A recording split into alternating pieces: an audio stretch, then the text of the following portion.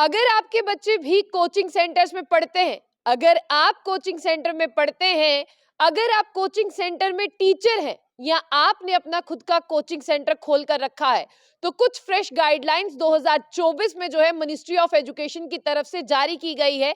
तो in coaching centres की guidelines को जो है वो ध्यान से सुन ले। ऐसा ना हो कहीं आपका कोचिंग सेंटर ना बंद हो जाए और कहीं आप कोचिंग सेंटर जाना बंद ना कर दे। सबसे पहली गाइडलाइन मैं आपको बता दूं कि ये कहा गया है कि आप 16 साल से छोटे बच्चे को कोचिंग सेंटर में एनरोल नहीं कर सकते हैं। जबकि अगर आपने देखा होगा आपके आजू बाजू में या गली में नुक्कड़ में इतने सारे कोचिंग सेंटर होंगे कि छोटा बच्चा भी फर्स्ट क्लास में पढ़ने वाला भी कोचिंग सेंटर जाता होगा बैग उठाकर। और ऐसे में माँ बाप को लगता है कि कोचिंग सेंटर में बहुत अच्छी पढ़ाई होती है, लेकिन वो माँ बाप थोड़ी सी अपनी आंखें खोल ले जिन्होंने कुछ महीने पहले एक मंजर देखा था कि कोचिंग सेंटर में कितने ज्यादा सुसाइड हुए थे। आप जानते हैं कि कोचिंग सेंटर में जब आप अपने बच्चे को लेकर जाते हैं तब आपसे वादे किए जाते हैं कि नंबर 1 कोचिंग सेंटर है, बहुत अच्छा पढ़ाते हैं। जब रिजल्ट आएगा देखिएगा 95 से नीचे तो आपके बच्चे आएंगे ही नहीं। चाहे बच्चा एवरेज स्टूडेंट हो क्लास में, लेकिन कोचिंग सेंटर वाला जरूर कहेगा कि नंबर 1 कोचिंग सेंटर है मेरा इस मोहल्ले का और जितने भी पढ़ने वाले बच्चे हैं 100% सक्सेस रेट है, सब पास होते हैं। लेकिन मिनिस्ट्री ऑफ एजुकेशन ने सबसे पहले ये कहा कि 16 साल से छोटे बच्चे को आप एनरोल नहीं कर सकते। दूसरा ये कहा है कि जिस तरह से आपका कोचिंग सेंटर है वहां पर प्रॉपर इंफ्रास्ट्रक्चर होना चाहिए।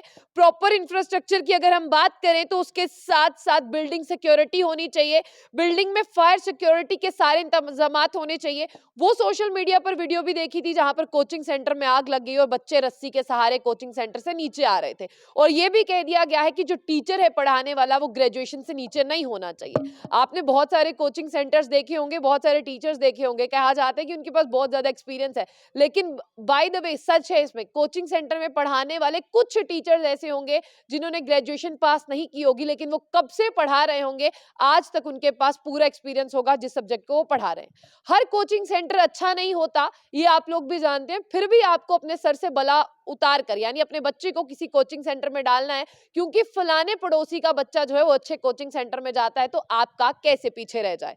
तो इसीलिए मैं आपको बता दूं कि सेकेंडरी एजुकेशन पास होना चाहिए आपका बच्चा, तभी उसे कोचिंग सेंटर में एडमिशन मिलेगी। और साफ तौर पर यहां पर कहा गया है कि कोचिंग सेंटर्स की फीस बहुत ज्यादा है, बच्चे फीस नहीं दे पाते, बच्चे एनरोल तो कर लेते हैं कुछ पैसों में, लेकिन वो फीस फिलअप नहीं कर पाते, फिर वो सुसाइड करते हैं।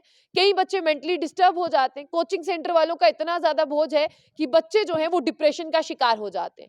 इसीलिए कोचिंग सेंटर से ये कहा गया है कि जब किसी का माँ बाप आएगा, आप वादा नहीं करेंगे इतनी परसेंटेज आएगी, इतने मार्क्स आएंगे, नंबर 1 कोचिंग सेंटर कोई भी एडवर्टीजमेंट नहीं करेगा जिसमें वो कहेगा कि मैं इस एरिया का नंबर 1 कोचिंग सेंटर हूँ, मेरा इतना परसेंट रिजल्ट पास है, इतने बच्चों की पोजीशन है, इतने बच्चों की डिस्टिंक्शन है। अब ये भी कहा गया है कि कोचिंग सेंटर वाले अपने फीस स्ट्रक्चर को ट्रांसपेरेंट बनाएंगे, अपनी एक वेबसाइट पर अपना पूरा डाटा अपलोड करेंगे कि हमारी ये फीस स्ट्रक्चर है, हम ये पढ़ाते हैं, इतने महीने में ये कोर्स कंप्लीट कराते हैं।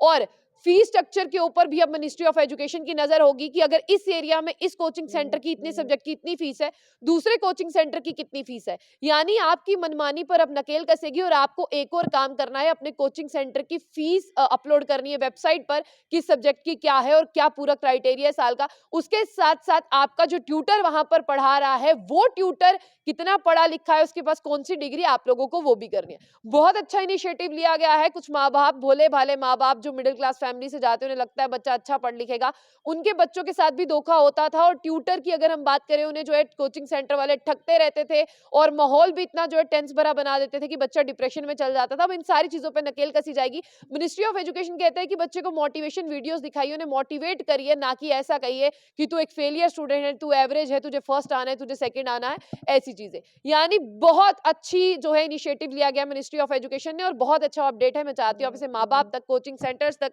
और बच्चों तक पहुंचाइएगा ताकि आने वाला फ्यूचर उनका सुख भरा हो और शांति से हो। तमाम अपडेट्स के लिए देखते रहिए जंबो बुलेटिन न्यूज।